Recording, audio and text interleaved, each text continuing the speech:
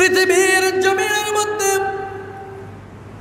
কোন মানুষ আমাকে দেখলো না আমি অন্যায় করলাম, জুলুম নির্যাতন করলাম,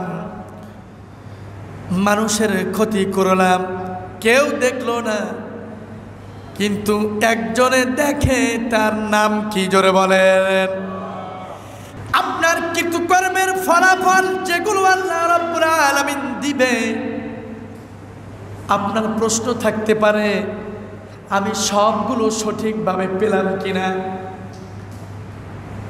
এগুলো ভাগ করে দেওয়ার জন্য, এগুলো সঠিকভাবে পরিমাপ করার জন্য, এগুলো আপনার কাছে সবগুলো বুঝিয়ে দেওয়ার জন্য আপনার আমলে কতটুকু ওজন হয়েছে, আপনি কোন জায়গায় যাবেন, আপনি জান্নাতে যাবেন না জাহান্নামে যাবেন, আপনি আমি 10 বছর আগে যাব না 10 বছর পরে যাব, কবরের জিন্দেগিতে যাওয়ার পরে কি আমি আমার জাহান্নামের চার্জশিট তৈরি হয়ে